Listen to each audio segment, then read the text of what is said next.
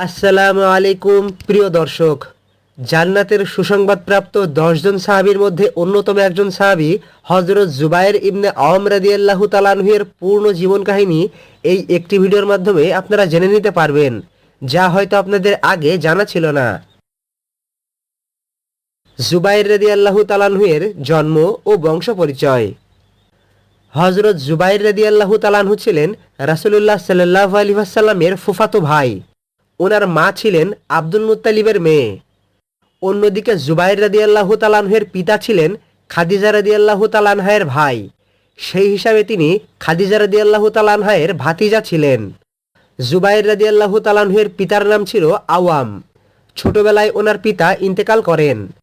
ওনার মা সাফিয়া রাদিয়াল্লাহু তাআলা আনহা অত্যন্ত দৃঢ় চরিত্রের নারী ছিলেন।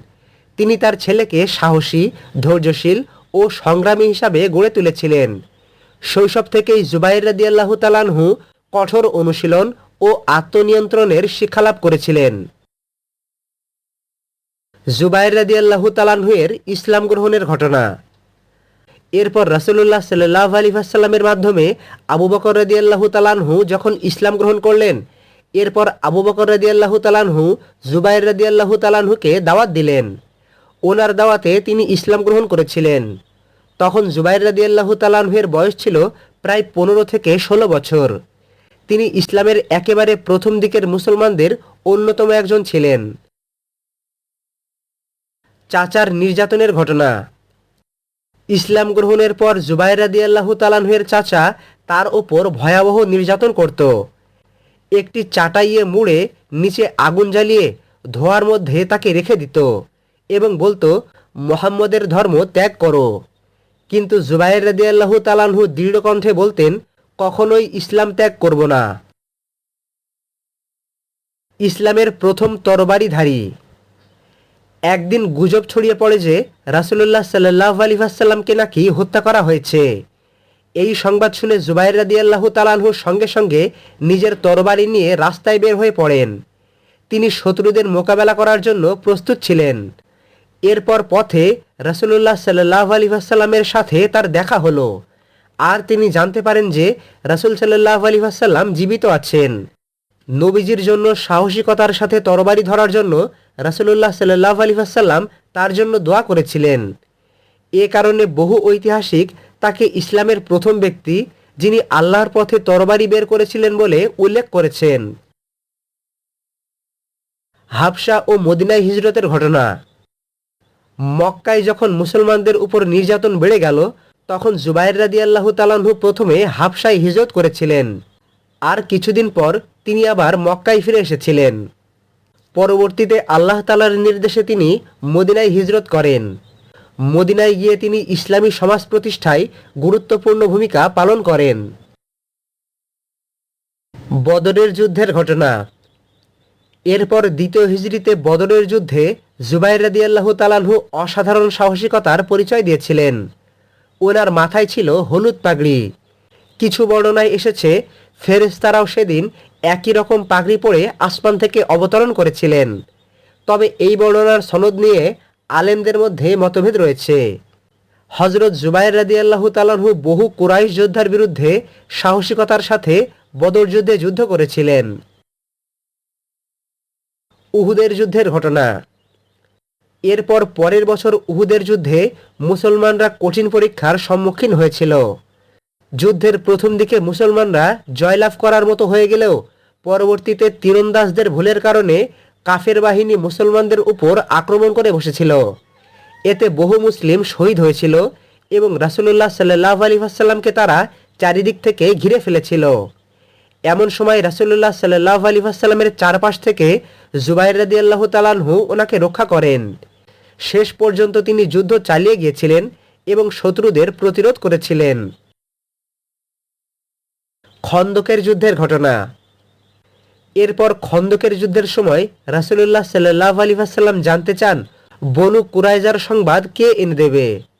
তখন জুবায়ের রাদিয়াল্লাহু তাআলা আনহু সঙ্গে সঙ্গে এগিয়ে যান।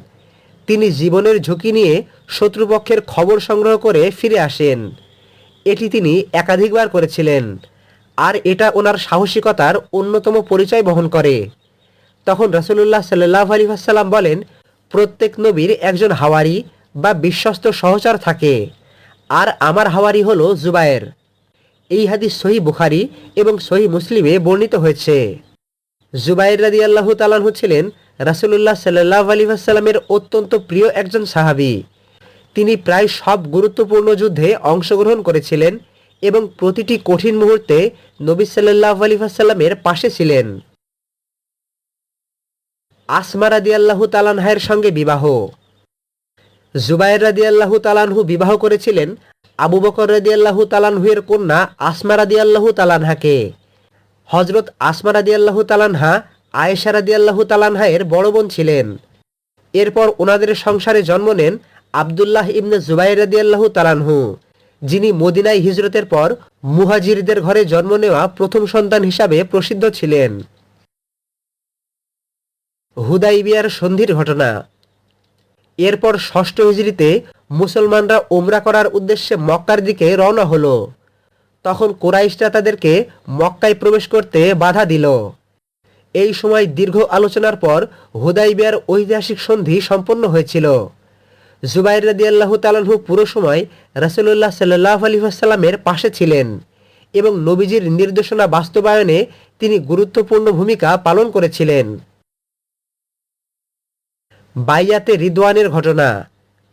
যখন উসমান রাদিয়াল্লাহু তাআলাহু-এর শাহাদাতের গুজব ছড়িয়ে পড়ল, তখন রাসূলুল্লাহ সাল্লাল্লাহু আলাইহি ওয়াসাল্লাম একটি গাছের নিচে সাহাবীদের কাছ থেকে মৃত্যুর আগ পর্যন্ত আনুগত্যের শপথ গ্রহণ করেছিলেন। এটাকে বাইয়াতে রিদওয়ান বলা হয়। হযরত জুবাইর রাদিয়াল্লাহু তাআলাহু সেই বাইয়াতে অংশগ্রহণকারী সৌভাগ্যবান সাহাবীদের মধ্যে একজন ছিলেন। আল্লাহ তাআলা সূরা ফাতহে এই সাহাবীদের প্রতি নিজের সন্তুষ্টির ঘোষণা করেছেন। খাইবার বিজয়ের ঘটনা। এরপর সপ্তম হিজরিতে খাইবার অভিযানে জুবাইর রাদিয়াল্লাহু তাআলাহু মুসলিম বাহিনীর অন্যতম সাহসী সেনাপতি ছিলেন। তিনি দুর্গ অবরোধ এবং যুদ্ধে সক্রিয় অংশগ্রহণ করেছিলেন। খাইবার বিজয়ের মাধ্যমে মুসলমানদের অর্থনৈতিক এবং সামরিক অবস্থান আরও শক্তিশালী হয়েছিল। আর প্রতিপক্ষের খাইবারের দুর্গগুলো বিজয়ে জুবাইর রাদিয়াল্লাহু তাআলাহু-এর অনেক ভূমিকা ছিল। মক্কা বিজয়ের ঘটনা। এরপর অষ্টম হিজরিতে মক্কা বিজয়ের সময় জুবাইর রাদিয়াল্লাহু তাআলাহু মুসলিম বাহিনীর একটি গুরুত্বপূর্ণ অংশের নেতৃত্ব দিয়েছিলেন। রাসূলুল্লাহ সাল্লাল্লাহু আলাইহি ওয়াসাল্লাম তাকে একটি বিশেষ বাহিনীর দায়িত্ব দিয়েছিলেন। মক্কা শান্তিপূর্ণভাবে বিজিত হলে তিনি বিনয়ের সঙ্গে আল্লাহ তাআলার শুকরিয়া আদায় করেছিলেন। হুনায়নের যুদ্ধের ঘটনা। মক্কা বিজয়ের পর হাওয়াজিন ও সাকিফ গোত্র মুসলমানদের বিরুদ্ধে যুদ্ধ শুরু করেছিল। যুদ্ধের শুরুতে কিছু মুসলমান ছত্রভঙ্গ হয়ে গেলেও জুবাইর রাদিয়াল্লাহু তাআলাহু রাসূল সাল্লাল্লাহু আলাইহি ওয়াসাল্লামের পাশে অটল ছিলেন। তিনি সাহসিকতার সঙ্গে হুনায়নের যুদ্ধ চালিয়ে গিয়েছিলেন, আর পরবর্তীতে আল্লাহ তাআলা এই যুদ্ধে মুসলমানদের বিজয় দান করেছিলেন। তাবুক অভিযানের ঘটনা। এরপর নবম হিজরিতে তাবুক অভিযানে জুবাইর রাদিয়াল্লাহু তাআলাহু অংশগ্রহণ করেছিলেন। দীর্ঘ ও কঠিন এই অভিযানে ওনার ধৈর্য, আনুগত্য ও আত্মত্যাগ আবারও প্রকাশ পেয়েছিল। জান্নাতের সুসংবাদের ঘটনা। রাসূলুল্লাহ সাল্লাল্লাহু আলাইহি ওয়াসাল্লাম যেই 10 জন সাহাবীকে দুনিয়াতেই জান্নাতের সুসংবাদ দিয়েছিলেন, তাদের মধ্যে জুবাইর রাদিয়াল্লাহু তাআলাহু একজন ছিলেন। রাসূলুল্লাহ সাল্লাল্লাহু আলাইহি ওয়াসাল্লাম বলেছেন, আবু বকর জান্নাতি, ওমর জান্নাতি, উসমান জান্নাতি, আলী জান্নাতি, তালহা জান্নাতি, জুবাইর জান্নাতি। এইভাবে তিনি 10 জন সাহাবীর নাম উল্লেখ করেন। এই মর্যাদা জুবাইর রাদিয়াল্লাহু তাআলাহু-এর ঈমান, ত্যাগ ও রাসূল সাল্লাল্লাহু আলাইহি ওয়াসাল্লামের প্রতি অটুট ভালোবাসার স্বীকৃতি প্রদান করে। জুবাইর রাদিয়াল্লাহু তাআলাহু-এর দানশীলতার ঘটনা। হযরত জুবাইর রাদিয়াল্লাহু তাআলাহু ব্যবসার মাধ্যমে প্রচুর সম্পদ অর্জন করেছিলেন, কিন্তু তিনি সেই সম্পদ আল্লাহর পথে ব্যয় করতে ভালোবাসতেন। অনেক এতিম, বিধবা ও দরিদ্র পরিবার তার আর্থিক সহযোগিতায় জীবনযাপন করত।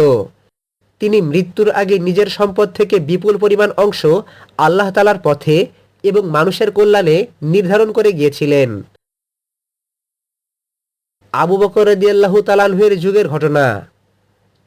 রাসূলুল্লাহ সাল্লাল্লাহু আলাইহি ওয়াসাল্লামের ইন্তেকালের পর ইসলামের প্রথম খলিফা হয়েছিলেন আবু বকর রাদিয়াল্লাহু তাআলা আনহু। এই সময় জুবাইর রাদিয়াল্লাহু তাআলা আনহু খলিফা আবু বকরের হাতে বায়াত গ্রহণ করেছিলেন। রিদ্দাহ যুদ্ধ সহ মুসলিম রাষ্ট্রের সংকটময় সময়ে তিনি খলিফাকে পূর্ণ সমর্থন দিয়েছিলেন। তিনি মুসলিম ঐক্য রক্ষায় সর্বোচ্চ গুরুত্ব দিয়েছিলেন। ওমর রাদিয়াল্লাহু তাআলা আনহুর যুগের ঘটনা। হযরত ওমর রাদিয়াল্লাহু তাআলা আনহু জুবাইর রাদিয়াল্লাহু তাআলা আনহুকে অত্যন্ত সম্মান করতেন। রাষ্ট্র পরিচালনার গুরুত্বপূর্ণ বিষয়ে তিনি ওনার সঙ্গে পরামর্শ করতেন।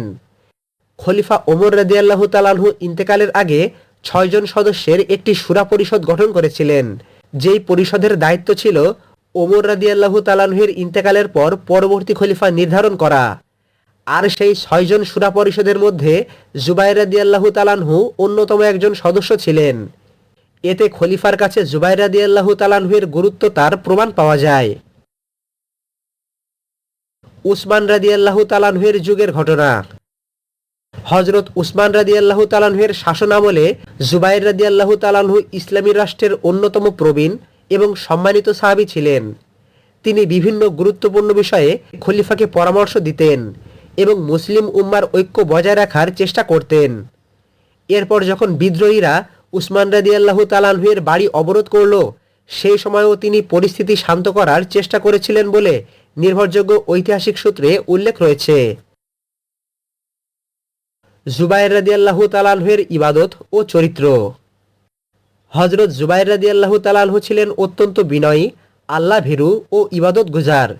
তিনি রাতের বেলা তাহাজ্জুদ আদায়, নিয়মিত কোরআন তেলাওয়াত এবং মানুষের হক আদায়ে বিশেষ যত্নবান ছিলেন।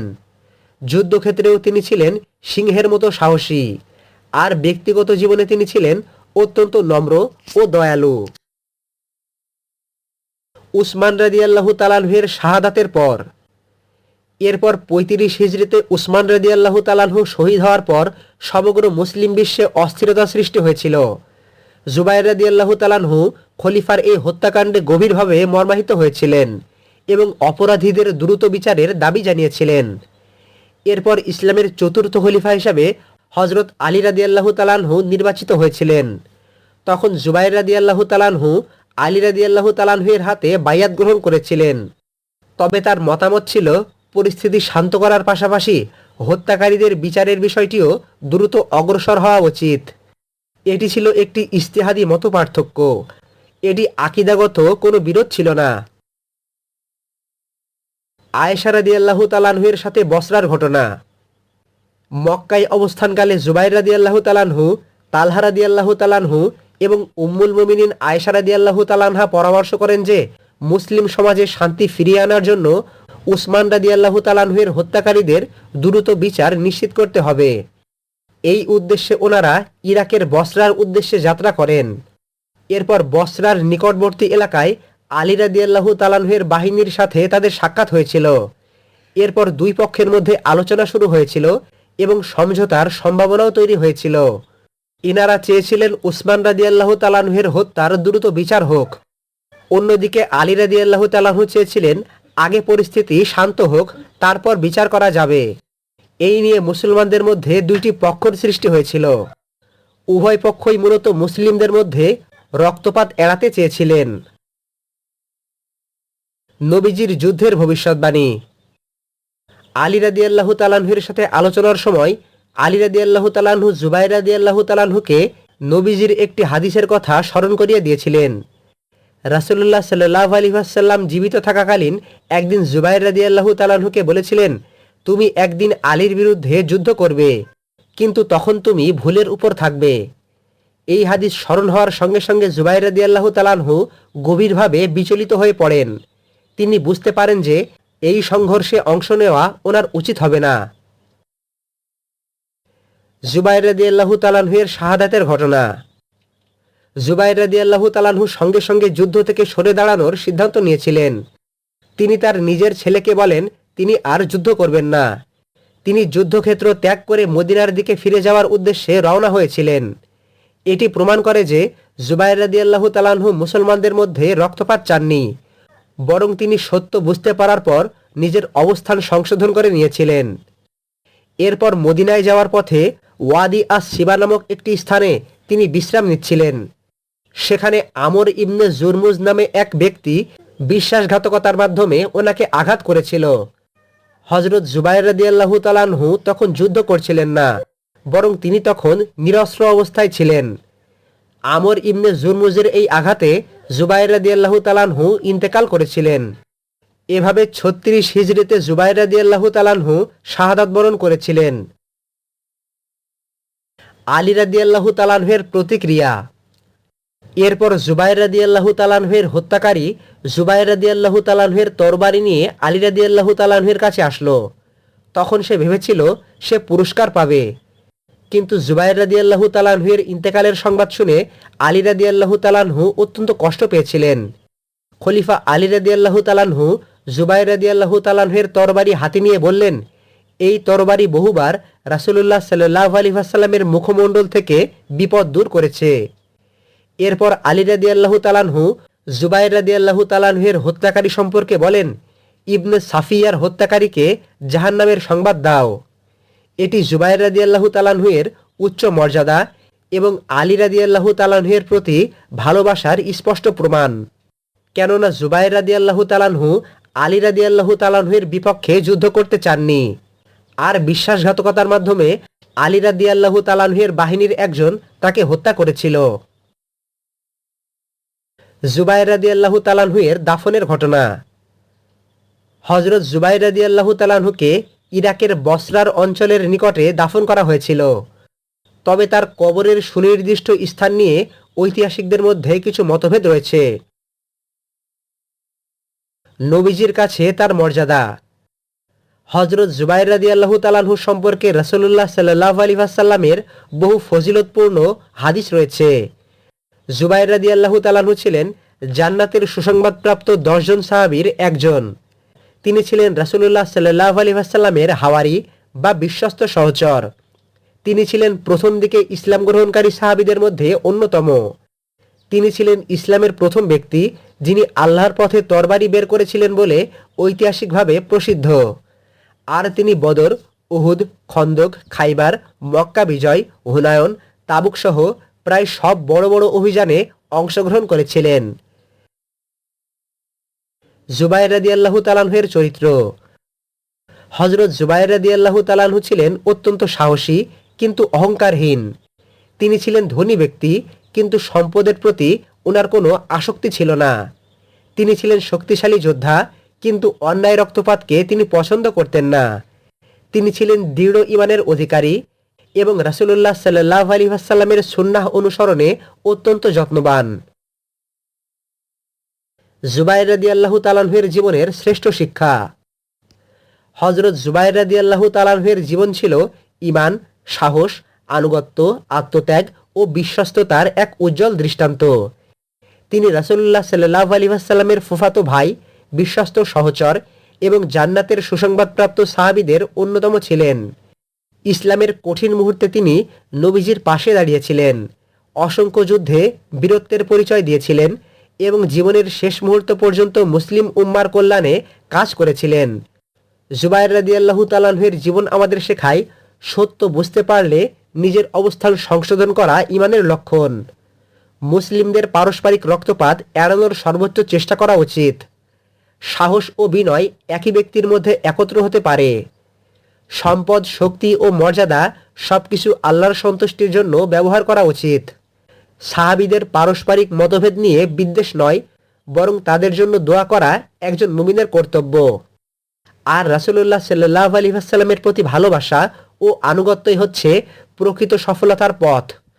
আল্লাহ তাআলা আমাদের সকলকে জুবাইর রাদিয়াল্লাহু তাআলা আনহুর জীবনী থেকে শিক্ষা নেয়ার তৌফিক দান করুন। আমিন। কোরআন সুন্নাহের রেফারেন্স সহ প্রতিনিয়ত ইসলামিক ভিডিও পেতে আমাদের চ্যানেলের সঙ্গে সংযুক্ত থাকুন। আসসালামু আলাইকুম ওয়া রাহমাতুল্লাহি ওয়া বারাকাতুহু।